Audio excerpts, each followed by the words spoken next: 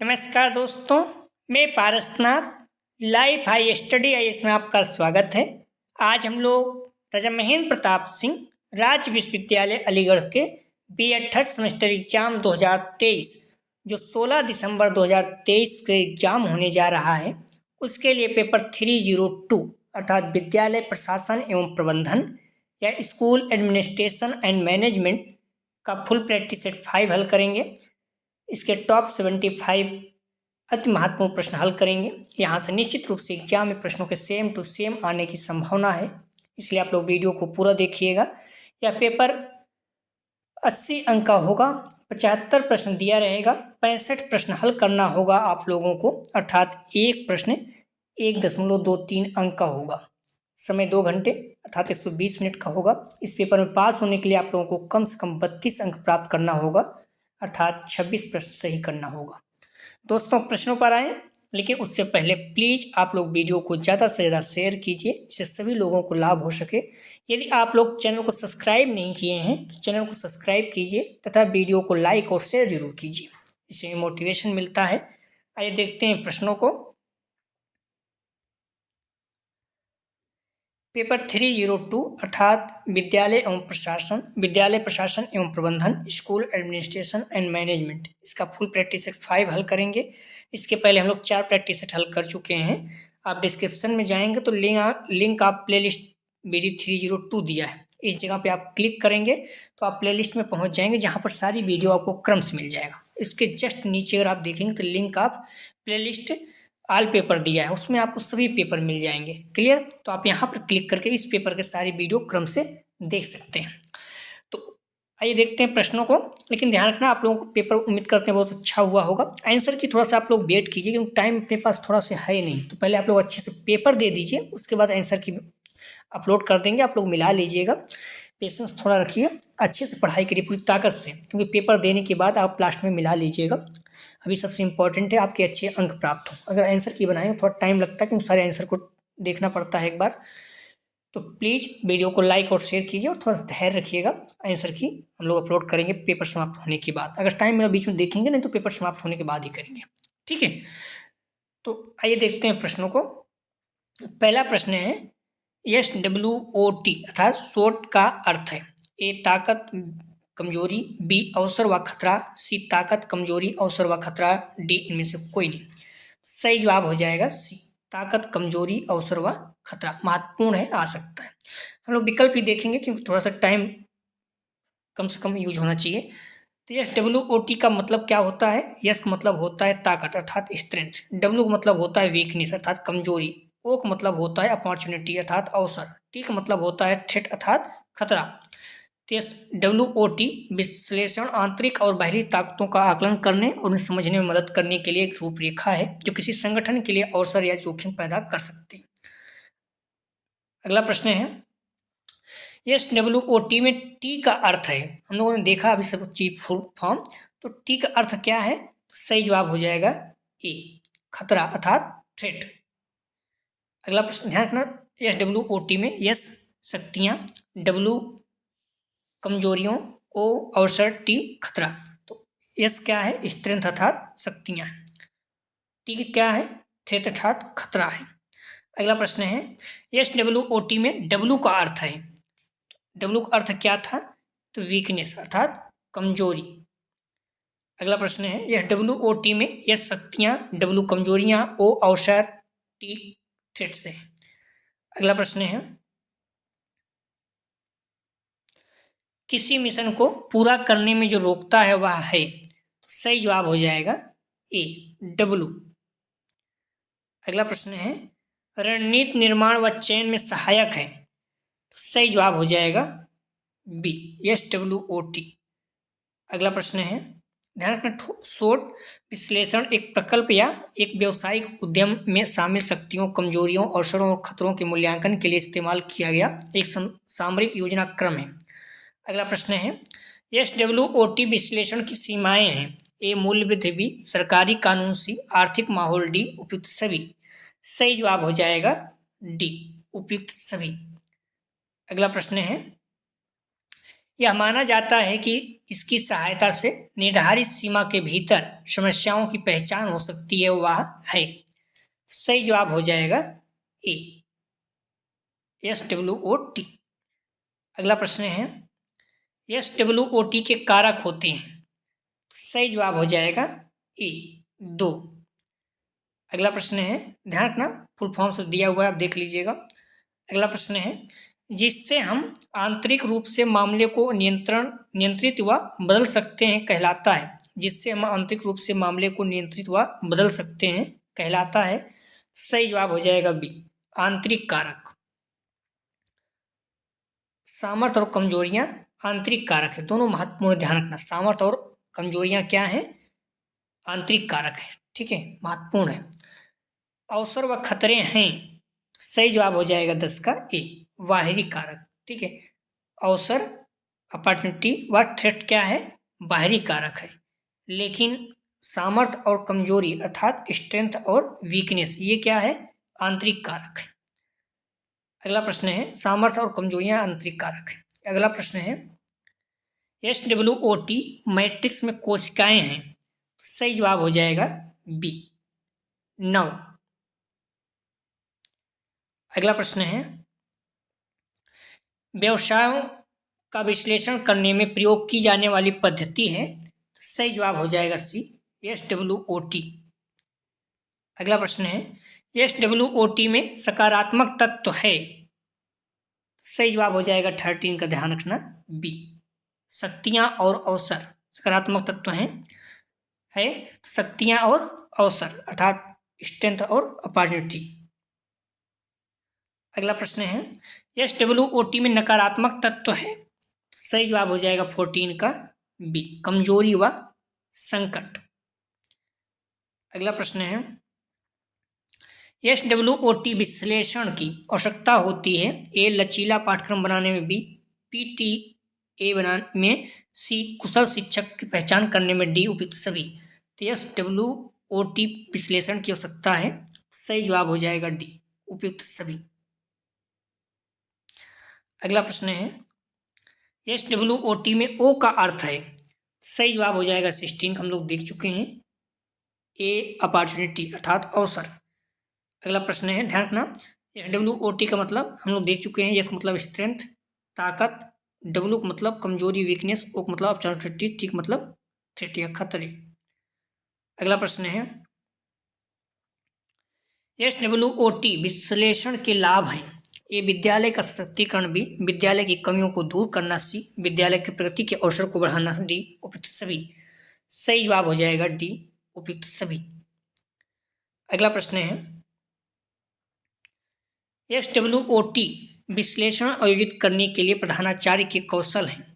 ए, शिक्षकों व छात्रों के बीच समायोजन का कौशल, बी, दूरदर्शिता कौशल, सी, विद्यालय प्रबंधन शक्तियां व उनमें वृद्धि के उपाय का कौशल, डी, उपयुक्त सभी।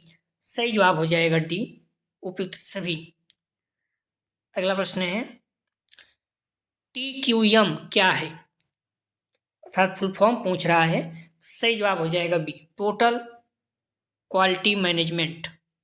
क्लियर है? तो टोटल क्वालिटी मैनेजमेंट।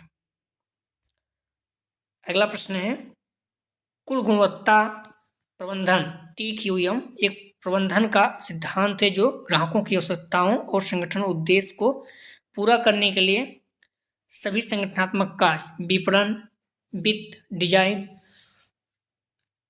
इंजीनियरिंग, उत्पादन व ग्राहक सेवा आदि को एकीकृत करता है। अगला प्रश्न है, एक अच्छी विपणन योजना दूरदर्शिता व डॉट डॉट प्रदर्शित करती है। तो एक अच्छी विपणन योजना दूरदर्शिता और, सही जवाब हो जाएगा ए, दिशा प्रदान करती है। दूरदर्शिता व दिशा प्रदान करती है। अगला प्रश्न है, इनमें से शैक्षिक नियोजन का चरण नहीं है। ए, सूचनाओं का एकीकरण, बी, सामूहिक पहचान, सी, ए, बी दोनों, डी इनमें से कोई नहीं। सही जवाब हो जाएगा, ध्यान रखना, इसमें शैक्षिक नियोजन का चरण नहीं है तो सामूहिक पहचान नहीं है, ठीक है, बी इसमें सही जवाब है। अगला प्रश्न है, प्रबंधन मुख्य रूप से किसी विशिष्ट उद्देश्य के लिए प्रयासों को नियोजित, समन्वित, अभिप्रेरित एवं नियंत्रित करने की कला है। कथन किसका है? सही जवाब हो जाएगा ए, जेम्स लुंडे। अगला प्रश्न है शैक्षिक प्रबंधन का सर्वाधिक घटक कौन सा है? सही जवाब हो जाएगा बी, शैक्षिक नियोजन। अगला प्रश्न है किस अनुच्छेद के अनुसार सभी बालकों के लिए सार्वभौमिक व अनिवार्य शिक्षा की व्यवस्था है? मोस्ट इंपॉर्टेंट में इसको रखिएगा।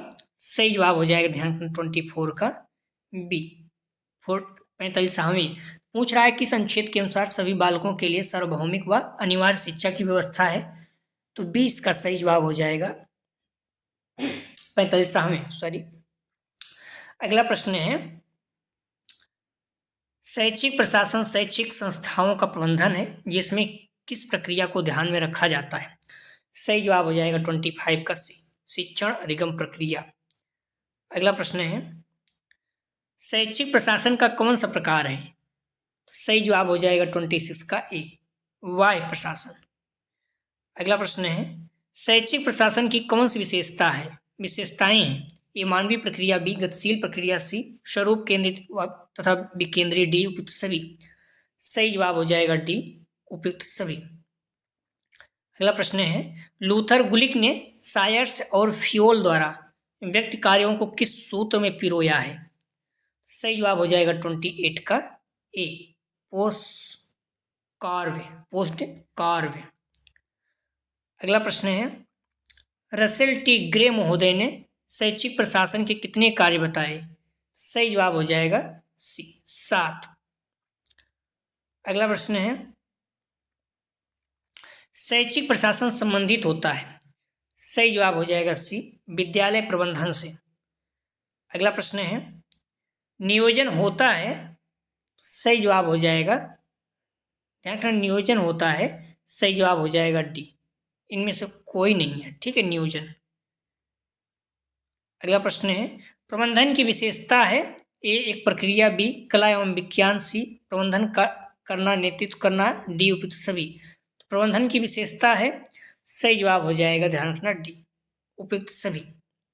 प्लीज़ वीडियो को लाइक और शेयर कीजिए। कॉलेज ग्रुप दोस्त यार जो भी आपके बीएड कर रहे हैं सभी को, जिस कॉलेज में आप एग्जाम देने जाते हैं उस कॉलेज में भी उन बच्चों को बताइए जो जिन्हें इस चैनल के बारे में नहीं जानकारी है, और उस कॉलेज के जो फर्स्ट ईयर के बच्चे एडमिशन ले चुके हैं फर्स्ट सेमेस्टर के, उनको भी इस चैनल के बारे में बताइए, जिससे आप लोगों का एग्जाम समाप्त हो जाएगा, उनका भी प्रैक्टिस स्टार्ट करेंगे।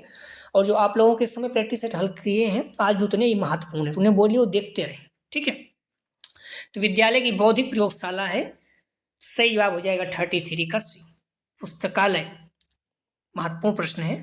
अगला प्रश्न है मानवीय संसाधन का उपयोग किसके लिए आवश्यक है? ए, उत्तम शिक्षा के लिए, बी, सरल शिक्षा के लिए, सी, कठिन शिक्षा के लिए, डी, उपयुक्त सभी। सही जवाब हो जाएगा ए, उत्तम शिक्षा के लिए, ठीक है। मानवीय संसाधन का उपयोग किसके लिए आवश्यक है? तो उत्तम शिक्षा के लिए, ए सही जवाब। अगला प्रश्न है ग्राम सभा का अध्यक्ष होता है ए, प्रधानाध्यापक, बी, प्रबंधक, सी, प्रधान, डी, उपयुक्त सभी। सही जवाब हो जाएगा ध्यान रखना सी, प्रधान जो होता है ग्राम सभा का अध्यक्ष होता है।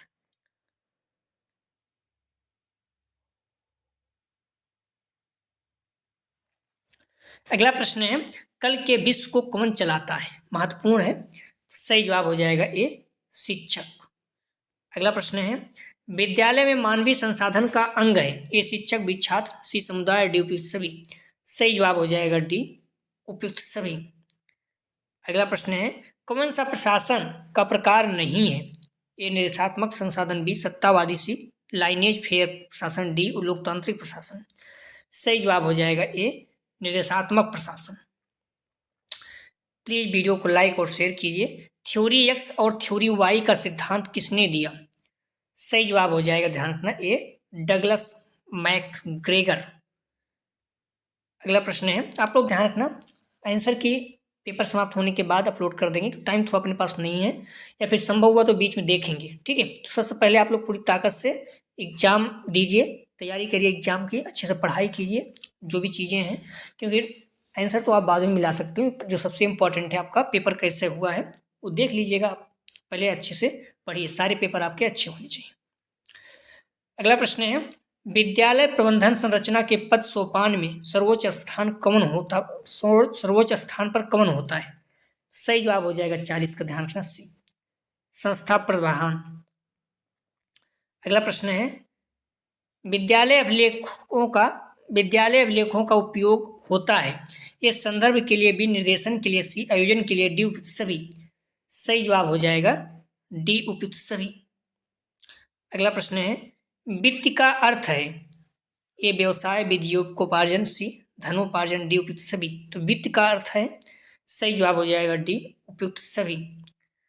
अगला प्रश्न है, वित्त का उदाहरण है ए डॉक्टरी, बी वकालत, सी डी उपयुक्त सभी। तो वित्त का उदाहरण क्या है, सही जवाब हो जाएगा डी, उपयुक्त सभी। ठीक है, डॉक्टरी, वकालत, कृषि, ये सारे वित्त के उदाहरण हैं। और वित्त का अर्थ क्या है, व्यवसाय, जीविकोपार्जन, धनोपार्जन। ठीक है, अगला प्रश्न है, शिक्षण की प्रमुख भूमिका है ए निर्देशक, बी दार्शनिक, सी प्रबंधक, डी उपयुक्त सभी। तो शिक्षण की प्रमुख भूमिका है, सही जवाब हो जाएगा, ध्यान रखना डी। शिक्षण जो है ये आपको गाइड भी करते हैं, दार्शनिक भी, प्रबंधन भी। डी इसका सही जवाब। अगला प्रश्न है, शिक्षण प्रबंधन का सोपान है ए नियोजन करना, बी व्यवस्था करना, सी अग्रसर करना, डी उपयुक्त सभी। सही जवाब हो जाएगा डी, उपयुक्त सभी। अगला प्रश्न है, शिक्षक की भूमिका एक प्रबंधक की है, यह कहा है, सही जवाब हो जाएगा बी, आई के डेविज ने। ठीक है, शिक्षक की भूमिका, प्रबंधक की भूमिका किसने कहा, सही जवाब हो जाएगा बी, आई के डेविज ने, 46 का बी। अगला प्रश्न है, पर्यवेक्षण का अर्थ होता है, सही जवाब हो जाएगा 47 का सी, पारदर्शिता। अगला प्रश्न है, पर्यवेक्षण की अहम भूमिका होती है, सही जवाब हो जाएगा, ध्यान रखना सी, प्रचार। अगला प्रश्न है, मूल्यांकन की प्रक्रिया में आवश्यकता होती है ए परीक्षणों की, बी पर्यवेक्षण की, सी परीक्षण के, डी उपयुक्त सभी की। सही जवाब हो जाएगा डी, उपयुक्त सभी की। अगला प्रश्न है, विद्यालय की शिक्षा की जवाबदेही होती है ए प्रचार की, बी अध्यापकों की, सी प्रबंधक की, डी उपयुक्त सभी। तो विद्यालय की शिक्षा की जवाबदेही किसकी होती है, सही जवाब हो जाएगा 50 का डी, प्रचार, प्रबंधक और अध्यापक सभी की होती है, ध्यान रखना। अगला प्रश्न है, विद्यालय की शिक्षा की जवाबदेही का संबंध है ए भूमिका निर्वाह, बी उत्तरदायित्वों का निर्वाह, सी विद्यालय के कार्यों की समीक्षा, डी उपयुक्त सभी। सही जवाब हो जाएगा डी, उपयुक्त सभी। अगला प्रश्न है, इस पॉइंट को ध्यान रखना, इस प्रश्न को महत्वपूर्ण है और थोड़ा सा संदेह रहता है इस प्रश्न में। निर्णय प्रक्रिया का मूल उत्तरदायित्व होता है, ध्यान रखना, मॉडल पेपर में देखोगे तो प्रचार दिया हुआ है, हालांकि प्रचार तो सबका है, जो चाहता वो करता ही है। तो निर्णय प्रक्रिया का मूल उत्तरदायित्व है ए प्रचार, बी प्रबंधन, सी शिक्षकों पर, डी सभी। तो निर्णय प्रक्रिया का मूल उत्तरदायित्व जो है ये सभी पर है। ठीक है, ऐसे आप नॉर्मली देखो मॉडल पेपर में तो ए दिया हुआ है, तो अपने अनुसार देख लेना, लेकिन निर्णय प्रक्रिया का मूल उत्तरदायित्व जो है, इसके पहले टेस्ट में हम लोग देखोगे तो बी बताया था प्रबंधन पर, लेकिन ध्यान रखना प्रबंधन जो है उसको, प्रबंधन जो होता है उसमें भी सारे लोग आ जाते हैं। ठीक है, जो प्रबंधन होता है वही निर्णय भी लेता है, प्रचार भी उसमें रहता है, प्रचार भी उसका तरह से कभी कभी हेड भी रहता है, शिक्षक भी उसमें योगदान देते हैं। सही जवाब हो जाएगा 52 का, ध्यान रखना डी। ठीक है, निर्णय प्रक्रिया का मूल उत्तरदायित्व किस पर होता है, तो प्रचार, प्रबंधन और शिक्षक सभी पर।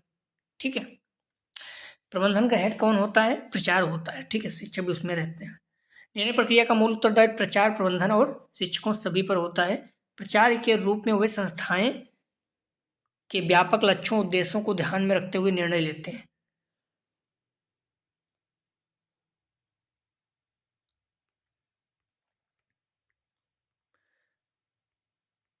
प्रबंधन निर्णयों को लागू करने और निगरानी करने के जिम्मेदार होते हैं। ठीक है, शिक्षक निर्णयों को लागू करने और छात्रों को उनका पालन कराने के लिए प्रोत्साहित करने में मदद भी करते हैं। क्लियर हो गया। तो सबसे जो महत्वपूर्ण है इसमें ध्यान रखना, निर्णय प्रक्रिया का मूल उत्तरदायित्व किस पर होता है, सभी पर होता है। ठीक है, निर्णय प्रक्रिया का मूल उत्तरदायित्व किस पर होता है, तो सभी पर, प्रचार, शिक्षक, प्रबंधन सभी पर। अगला प्रश्न है, कक्षा प्रबंधन में कक्षा कार्यों व क्रियाकलापों का किया जाता है ई प्रबंधन, बी नियोजन, सी संचालन, डी उपयुक्त सभी। सही जवाब हो जाएगा डी, उपयुक्त सभी। अगला प्रश्न है, कक्षा प्रबंधन में सबसे महत्वपूर्ण भूमिका सबसे प्रमुख होती है, कक्षा प्रबंधन में सबसे महत्वपूर्ण भूमिका सबसे प्रमुख होती है। ये अध्यापक की भी, ये अध्यापक की भी, अभिभावक किसी छात्र के ड्यूटी सभी। कक्षा प्रबंधन की बात कर रहा है। कक्षा प्रबंधन सबसे महत्वपूर्ण भूमिका किसकी होती है? सही जवाब हो जाएगा ए, अध्यापक की, कक्षा प्रबंधन में। ठीक है, तो इसमें अभिभावक नहीं, बल्कि ऐसे तो फिर प्रबंधन में देखो हर कोई थोड़ा सहयोग करेगा, लेकिन सबसे बेस्ट ऑप्शन जो है ए। अगला प्रश्न है, कक्षा प्रबंधन में कक्षा कार्यों व क्रियाकलापों का किया जाता है संचालन भी समन्वय सी ये भी दोनों डी में से कोई नहीं। सही जवाब हो जाएगा ए, संचालन। कक्षा प्रबंधन में कक्षा कार्यों व क्रियाकलापों का संचालन किया जाता है। अगला प्रश्न है, एक शिक्षक सफल कक्षा प्रबंधक तभी कहलाता है जब छात्र उसके आदेशों का डॉट डॉट करें। तो एक शिक्षक सफल कक्षा प्रबंधक तभी कहलाता है जब छात्र उसके आदेशों का एक तरह से क्या हो जाएगा, पालन करें। ठीक है, एक शिक्षक सफल कक्षा प्रबंधक तभी कहलाएगा जब छात्र उसके आदेशों का पालन करें। ये सही जवाब है। अगला प्रश्न है, कर्तव्यों की पूर्ति की समीक्षा करने को कहते हैं। कर्तव्यों की पूर्ति की समीक्षा करने को कहते हैं। कर्तव्य की अगर पूर्ति की समीक्षा कर रहे हैं तो क्या कहते हैं? प्रबंधन। बी, कर्तव्य। सी, जवाबदेही। डी, उपयुक्त सभी। तो अपने कर्तव्यों की पूर्ति की समीक्षा करने को कहते हैं। सही जवाब हो जाएगा, ध्यान रखना, सी, जवाबदेही कहते हैं। ठीक है, अगला प्रश्न है,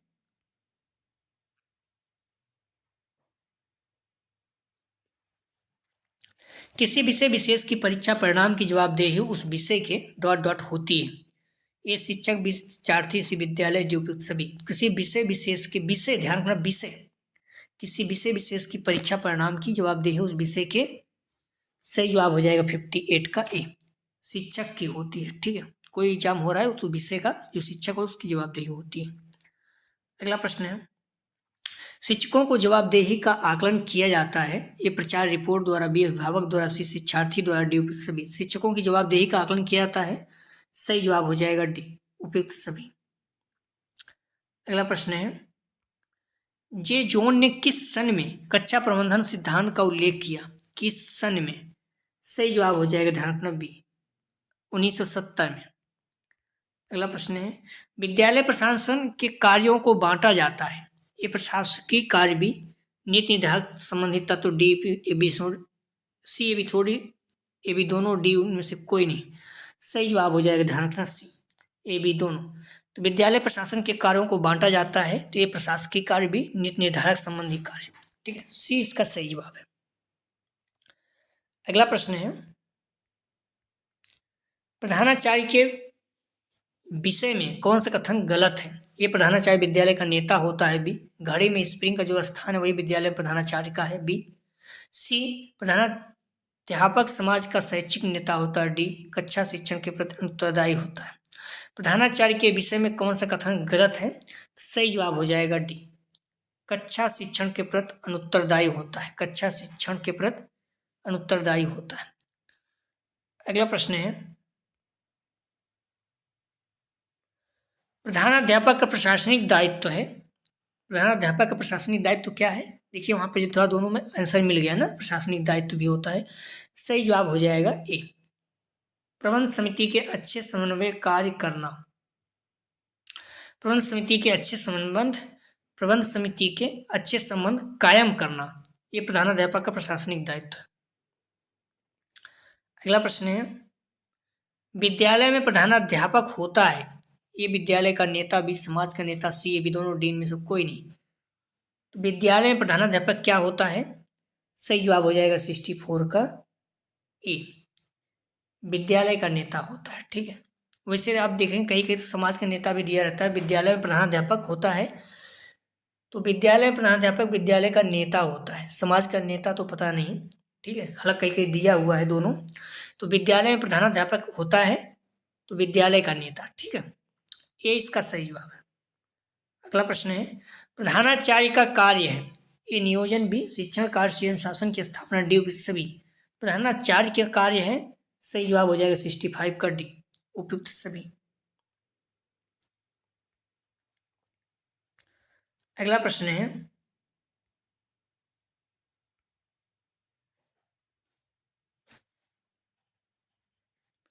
प्रधानाध्यापक के परिनिरीक्षण कार्य में सम्मिलित है।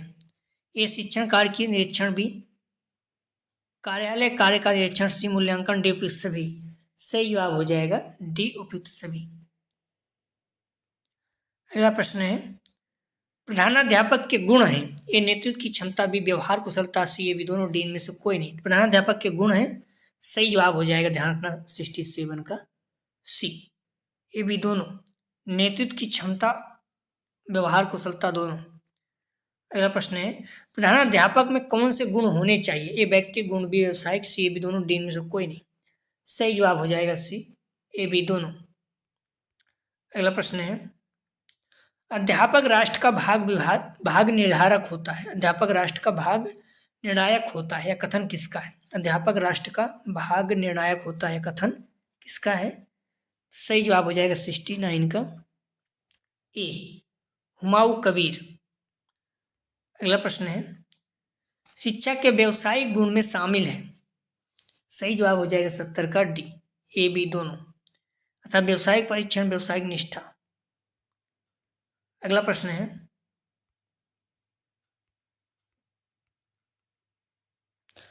प्रशिक्षित शिक्षक के लिए समानता निरीक्षण काल 1 वर्ष का होना चाहिए, या किसका सुझाव था। सही जवाब हो जाएगा 71 का बी, माध्यमिक शिक्षा आयोग का। अगला प्रश्न है शिक्षा की जवाबदेही पर किसने बल दिया। सही जवाब हो जाएगा 72 का सी, राष्ट्रीय शिक्षा नीति 1986। अगला प्रश्न है कक्षा प्रबंधन में कक्षा कार्यों एवं क्रियाकलापों का किया जाता है। सही जवाब हो जाएगा, ध्यान रखना, ए प्रबंधन, बी संचालन, डी नियोजन, सी नियोजन, डी उपयुक्त सभी। कक्षा प्रबंधन में कक्षा कार्यों एवं क्रियाकलापों का किया जाता है, सही जवाब हो जाएगा डी उपयुक्त सभी, प्रबंधन, संचालन और नियोजन तीनों। अगला प्रश्न है कक्षा कक्ष में कुछ ऐसी स्थितियां होती हैं जो छात्रों के गुणोन्मुख गतिविधियों को आगे बढ़ाने में सहायता होते हैं, बाधा पैदा करती है, प्रेरणा देती है या फिर रोक लगाती है। उसने कहा, किसने कहा। सही जवाब हो जाएगा ए, जॉन ड्यूबी ने। अगला प्रश्न है जे जॉन ने किस सन में कक्षा प्रबंधन सिद्धांत का उल्लेख किया। सही जवाब हो जाएगा बी, 1970 में। अगला प्रश्न है करीब 80 प्रश्न है, तो आप लोग प्रश्नों को पूरा देखिएगा। किसी भी शिक्षण संस्थान की प्रमुख एवं क्रियात्मक इकाई को माना जाता है। सही जवाब हो जाएगा 76 का सी, कक्षा को।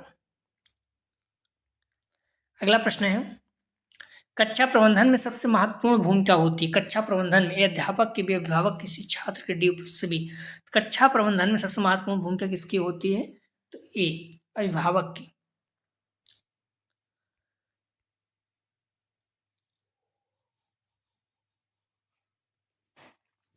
अगला प्रश्न है किसी लक्ष्य के प्राप्ति हेतु संप्रेषण माध्यम से व्यक्तियों को प्रभावित कर सकने की योग्यता नेतृत्व कहलाती है, किसका कथन है। सही जवाब हो जाएगा 78 का बी, कुटज एवं ओडोनिज का। अगला प्रश्न है अधिकारों के प्रयोग द्वारा व्यक्तियों के व्यवहार को निर्देशित करना कहलाता है। अधिकारों के प्रयोग द्वारा अगर किसी व्यक्ति के व्यवहार को निर्देशित कर क्या कहलाता है। सही जवाब हो जाएगा सी, नेतृत्व। अधिकारों के प्रयोग द्वारा व्यक्तियों के व्यवहार को निर्देशित करना क्या कहलाता है, नेतृत्व। अगला प्रश्न है रिलायंस इंडस्ट्री लिमिटेड के विकास में धीरूभाई अंबानी का योगदान किस प्रकार का नेतृत्व संगठन का उच्चतर उदाहरण है। सही जवाब हो जाएगा ए, उच्च वृद्धि परक। तो रिलायंस इंडस्ट्री लिमिटेड के विकास में धीरूभाई अंबानी का योगदान किस प्रकार के नेतृत्व संगठन का उदाहरण है। सही जवाब हो जाएगा ए, उच्च वृद्धि परक। 80 का सही जवाब है ए।